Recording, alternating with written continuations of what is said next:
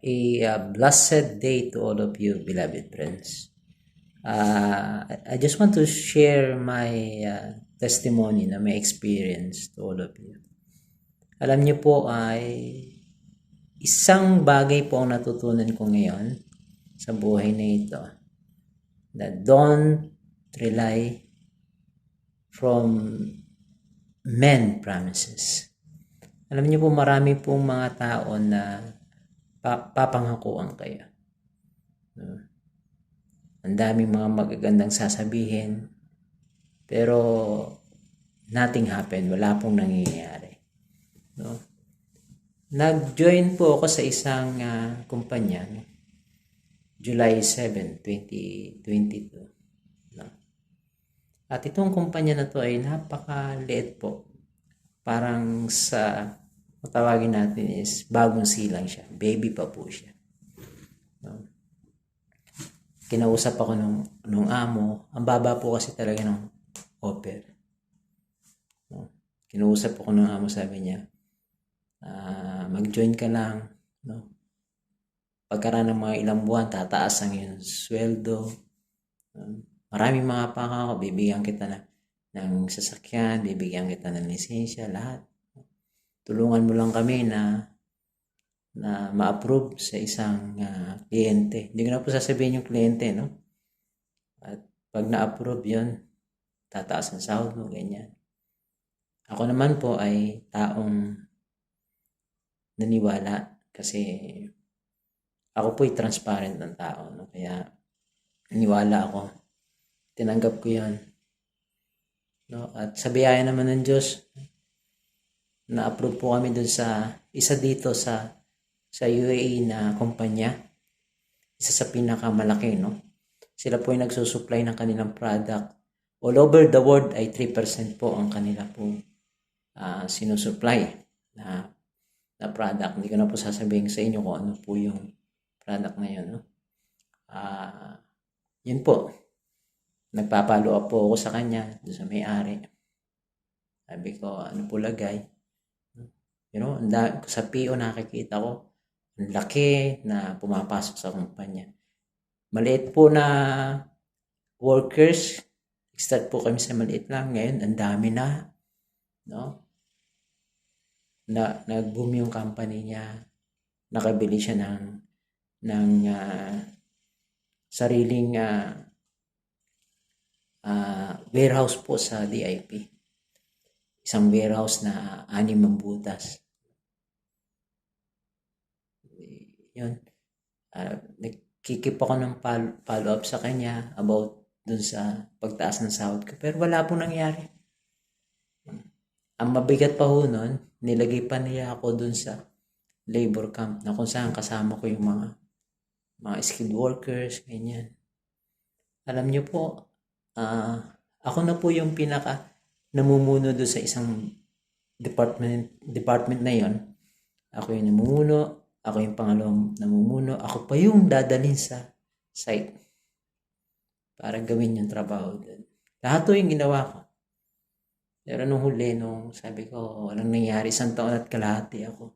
Nakita ko nakabili sila ng bagong sasakyan. Hindi ko na sasabihin ko anong sasakyan, sabi ko. Wala talaga nangyayari. No? Yun po. Decide po ako umalis. Nag-resign ako. Alam niyo po, meron pong nag-offer sa akin ng 2 company. Meron na akong offer letter. Nagpaalam ako ng maayos sa kanila. Nangako sila, sige, makakaalis ka. Alam niyo, umalis ako ng December 16. Pinayagan na nila akong umalis. Pero kinancel nila ako ng January 4. Ang sakit nun dahil nawala po yung mga offer letter na yun. Nawala po kasi hindi na ako nakahintay. 2 company. Ganun po katindi ang nangyari sa buhay ko. Kaya ang lesson to learn doon, lesson learned ko, huwag kang mag-rely sa pangako ng tao. Kasi ang pangako ng tao ay napapako. Huwag natin panghawakan ito. Nagpapasalamat ako sa Panginoon dahil meron po siyang ibinigay na tinitinan ko to na isang pribilehyo na nawa, no? Makamtan ko at sa biyaya ng Diyos ay makasuporta sa mga nangangailangan. We are here not only to ourselves, hindi lamang po sa atin, no, para kumita ng pera, kundi sa mga taong nangangailangan. Pinapatawag ko sila, okay na yan, kahit yung HR doon ay kapwa Pilipino. No? Minsan, totohanan po, ang Pilipino, minsan, sila pa yung, hindi aagapay sa iyo eh. Masyadong, dahil meron silang natatanggap sa amo, sila yung kumakabig. Hindi na inintindi yung kapwa Pilipino. Kahit HR ay kapwa mo Pilipino, walang pakialam.